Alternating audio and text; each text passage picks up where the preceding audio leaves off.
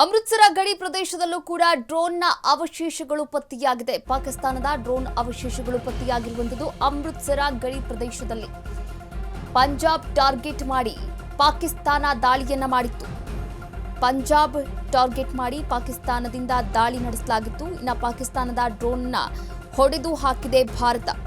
ನಿನ್ನೆ ರಾತ್ರಿ ಭಾರತದ ಮೇಲೆ ದಾಳಿಗೆ ಪಾಕ್ ಯತ್ನವನ್ನ ಕೂಡ ಮಾಡಿತ್ತು.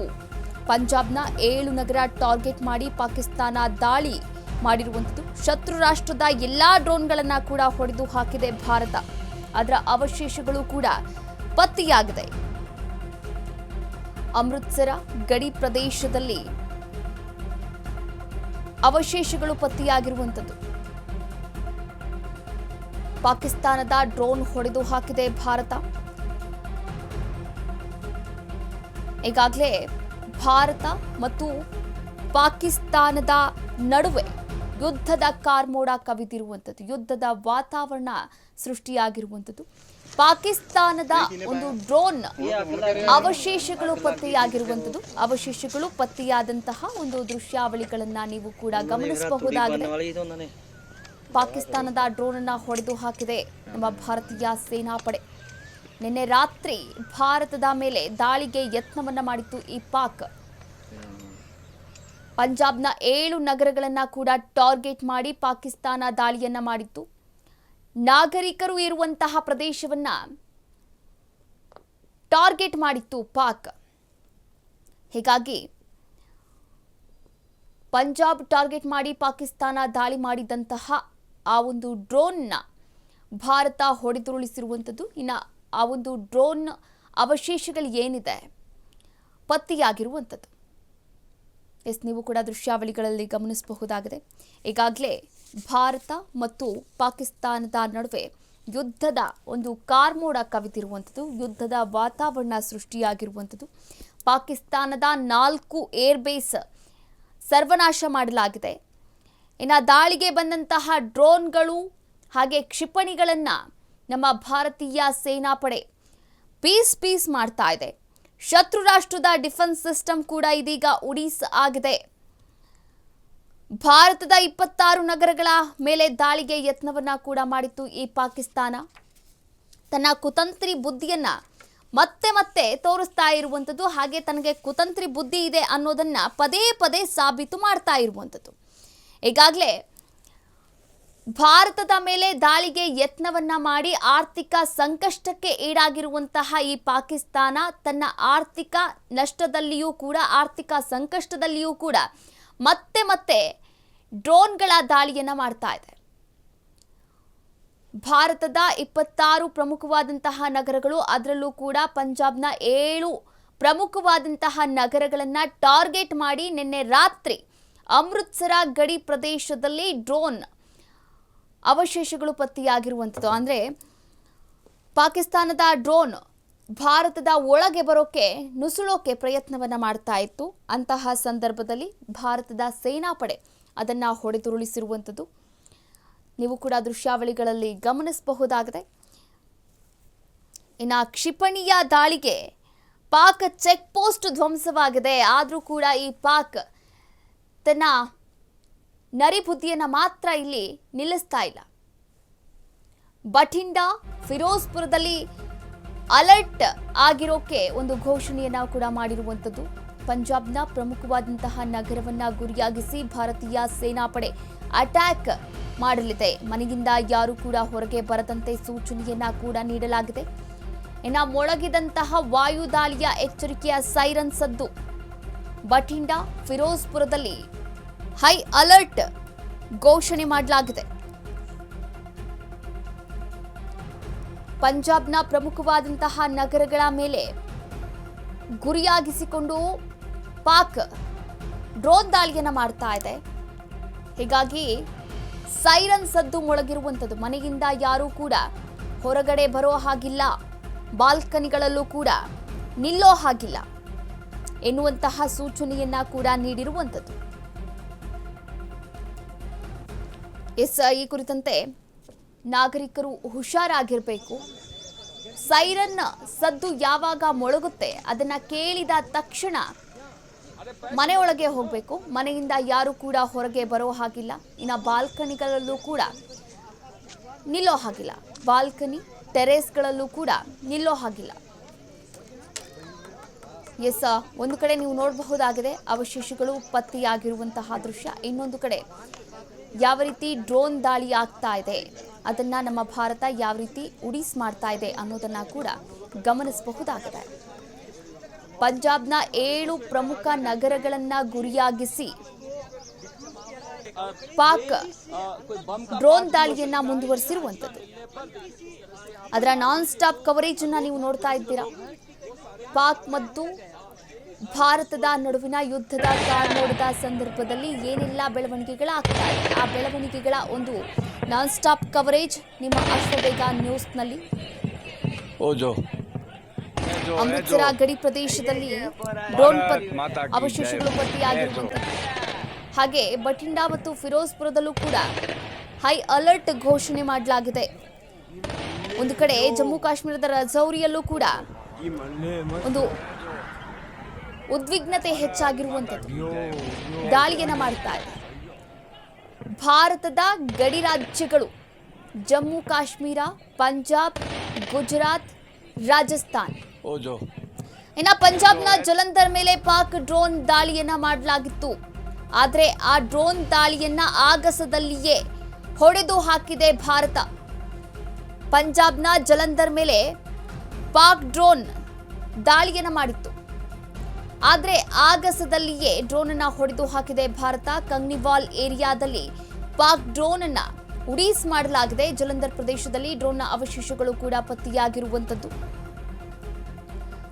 ಪಂಜಾಬ್ನ ಜಲಂಧರ್ ಮೇಲೆ ಪಾಕ್ ಡ್ರೋನ್ ದಾಳಿ ಮಾಡಿರುವಂಥದ್ದು.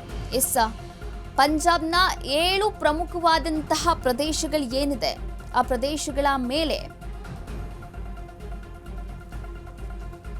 ಒಂದು ಡ್ರೋನ್ ದಾಳಿಯನ್ನ ಮಾಡ್ತಾ ಇರುವಂಥದ್ದು.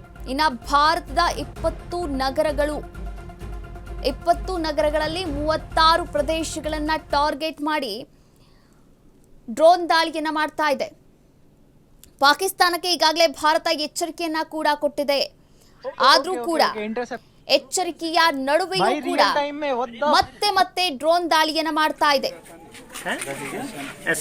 ಪಾಕಿಸ್ತಾನ ಈಗಾಗಲೇ ಪತರ್ಗುಟ್ಟಿ ಹೋಗಿದ್ರು ಕೂಡ ತನ್ನ ಬಂಡ ಧೈರ್ಯವನ್ನ ಇಲ್ಲಿ ನಿಲ್ಲಿಸ್ತಾ ಇಲ್ಲ. ಪಾಕಿಸ್ತಾನದ ಒಂದು ಕಡೆ ನೀವು ದೃಶ್ಯಾವಳಿಗಳನ್ನ ಗಮನಿಸಬಹುದು. ಅವಶೇಷಗಳನ್ನ ಹಾಗೆ ಜಲಂಧರ್ ಪ್ರದೇಶದಲ್ಲಿ ಡ್ರೋನ್ ನ ಒಂದು ಅವಶೇಷಗಳು. ಇನ್ನ ಕಂಗ್ನಿವಾಲ್ ಏರಿಯಾದಲ್ಲಿ ಪಾಕ್ ಡ್ರೋನ್ ಆದಂತಹ ದೃಶ್ಯಾವಳಿಗಳನ್ನ ಕೂಡ ಗಮನಿಸಬಹುದಾಗಿದೆ. ಪಾಕಿಸ್ತಾನಕ್ಕೆ ಈಗಾಗಲೇ ಭಾರತ ಎಚ್ಚರಿಕೆಯನ್ನ ಕೊಡ್ತಾ ಇದೆ. ಆದ್ರೂ ಕೂಡ ಪಾಕಿಸ್ತಾನ ಮತ್ತೆ ಡ್ರೋನ್ ದಾಳಿ, ಕ್ಷಿಪಣಿ ದಾಳಿಯನ್ನ ಮುಂದುವರಿಸ್ತಾ ಇರುವಂತದ್ದು. ಪಾಕಿಸ್ತಾನದ ಮೇಲೆ ಭಾರತೀಯ ಸೇನೆ ಅಟ್ಯಾಕ್ ಮಾಡಲಾಗಿರುವಂತದ್ದು. ಅದರಲ್ಲೂ ಕೂಡ ಲಾಂಚ್ ಪ್ಯಾಡ್, ಪಾಕಿಸ್ತಾನದ ವಾಯುನೆಲೆಯ 4 ವಾಯುನೆಲೆಯ ಲಾಂಚ್ ಪ್ಯಾಡ್ ಗಳನ್ನ ಕೂಡ ಗುರಿಯಾಗಿಸಿಕೊಂಡು ಭಾರತ ಅಟ್ಯಾಕ್ ಮಾಡಿದೆ. ಅದರಲ್ಲೂ ಕೂಡ ಸಂಪೂರ್ಣವಾದಂತಹ ಯಶಸ್ವಿಯನ್ನ ಕಂಡಿರುವಂಥದ್ದು. ಜಮ್ಮು ಕಾಶ್ಮೀರದ ಹಲವೆಡೆ ಪಾಕಿಸ್ತಾನದಿಂದ ಶೆಲ್ ದಾಳಿಯನ್ನ ಕೂಡ ನಡೆಸಲಾಗಿದೆ. ಜಮ್ಮು ಕಾಶ್ಮೀರದ ಹಲವೆಡೆ ಶೆಲ್ ದಾಳಿಯಿಂದ ಜಮ್ಮು ನಗರದಲ್ಲಿ ಮನೆಗಳಿಗೆ ಹಾನಿ ಕೂಡ ಆಗಿರುವಂಥದ್ದು. ಜಮ್ಮು ಮತ್ತು ಕಾಶ್ಮೀರದ ಪ್ರದೇಶದಲ್ಲಿ ಹಾಗೆ ಪೂಂಚ್ ಪ್ರದೇಶದಲ್ಲಿ ಭಾರೀ ಸ್ಫೋಟವಾಗಿರುವಂಥದ್ದು. ಜಮ್ಮು ಮತ್ತು ಸಾಂಬಾ ಜಿಲ್ಲೆಗಳ ಹಲವೆಡೆ ಶೆಲ್ ಅಟ್ಯಾಕ್ ಕೂಡ ಆಗಿದೆ. ಸುಚೇತ್ಗಢ ಹಾಗೂ ರಾಮಗಢ ವಲಯದಲ್ಲಿ ಗಡಿಗಳಲ್ಲಿ ದಾಳಿಯ ಭೀತಿ ಶುರುವಾಗಿರುವಂಥದ್ದು. ಇನ್ನು ಪಾಕಿಸ್ತಾನದ ದಾಳಿಯ ಯತ್ನಕ್ಕೆ ಭಾರತ ತಕ್ಕದಾದಂತಹ ಒಂದು ಪ್ರತ್ಯುತ್ತರವನ್ನ ಕೂಡ ನೀಡ್ತಾ ಇದೆ. ಜಮ್ಮು ಕಾಶ್ಮೀರದ ಹಲವೆಡೆ ದಾಳಿಯನ್ನ ಮಾಡ್ತಾ ಇರುವಂಥದ್ದು. ಇದೇ ರೀತಿ ಮುಂದುವರೆದ್ರೆ ಪರಿಣಾಮ ನೆಟ್ಟಗಿರಲ್ಲ ಎನ್ನುವಂತಹ ಎಚ್ಚರಿಕೆಯನ್ನ ಕೂಡ ನೀಡಿದೆ ಭಾರತ. ಪೂಂಚ್ ಪ್ರದೇಶದಲ್ಲಿ ಭಾರೀ ಸ್ಫೋಟವಾಗಿದೆ. ಜಮ್ಮು ಮತ್ತು ಸಾಂಬಾ ಜಿಲ್ಲೆಗಳ ಹಲವೆಡೆ ಶೆಲ್ ಅಟ್ಯಾಕ್ ಮಾಡಿದೆ ಪಾಕ್. ಸುಚೇತ್ಗಢ, ರಾಮಗಢ ವಲಯದ ಒಂದು ಗಡಿ ಭಾಗಗಳಲ್ಲಿ ಉದ್ವಿಗ್ನತೆ ಕೂಡ ಉಂಟಾಗಿರುವಂಥದ್ದು. ಮನೆಗಳಿಗೂ ಕೂಡ ಹಾನಿಯಾಗಿರುವಂಥದ್ದು. ಭಾರತದ ಚೆಕ್ ಪೋಸ್ಟ್ ಧ್ವಂಸವನ್ನ ಮಾಡಿದೆ. ಇನ್ನು ದೃಶ್ಯಾವಳಿಗಳು ಕೂಡ ಸರಿಯಾಗಿರುವಂಥದ್ದು. ಹಾಗೆ ಇನ್ನು ಪಾಕ್ ಜಮ್ಮು ಕಾಶ್ಮೀರದ ಪೂಂಚ್ ಪ್ರದೇಶದಲ್ಲಿ ಭಾರೀ ಸ್ಫೋಟವನ್ನು ಮಾಡಿರುವಂಥದ್ದು ಆ ಒಂದು ಮನೆ ಹಾನಿಯಾದಂತಹ ದೃಶ್ಯಾವಳಿಗಳನ್ನ ನೀವು ಕೂಡ ಗಮನಿಸಬಹುದಾಗಿದೆ. ಜಮ್ಮು ಕಾಶ್ಮೀರದ ಒಂದು ದೃಶ್ಯಾವಳಿಗಳು ಇವು. ಸುಚೇತ್ಗಢ ಮತ್ತು ರಾಮಗಢ ವಲಯ ಗಡಿಭಾಗದ ಪ್ರದೇಶಗಳಿವೆ. ಭಾರತದ ಗಡಿಭಾಗದ ಪ್ರದೇಶಗಳಲ್ಲಿ ಈಗಾಗಲೇ ಉದ್ವಿಗ್ನತೆ ಹೆಚ್ಚಾಗಿರುವಂಥದ್ದು. ಭಾರತದ 20 ನಗರಗಳ ಒಂದು 36ಕ್ಕೂ ಹೆಚ್ಚು ಪ್ರದೇಶಗಳನ್ನ ಟಾರ್ಗೆಟ್ ಮಾಡಿದೆ ಪಾಕ್. ಟಾರ್ಗೆಟ್ ಮಾಡಿ ಕ್ಷಿಪಣಿ ಹಾಗೆ ಡ್ರೋನ್ಗಳ ಮೂಲಕ ದಾಳಿಯನ್ನ ಮಾಡೋಕೆ ಯತ್ನವನ್ನ ಮಾಡ್ತಾ ಇದೆ. ಇದೇ ರೀತಿ ಮುಂದುವರೆದ್ರೆ ಪರಿಣಾಮ ನೆಟ್ಟಗಿರಲ್ಲ ಅಂತ ಪಾಕಿಸ್ತಾನಕ್ಕೆ ಎಚ್ಚರಿಕೆಯನ್ನ ಕೊಟ್ಟಿದೆ ಭಾರತ.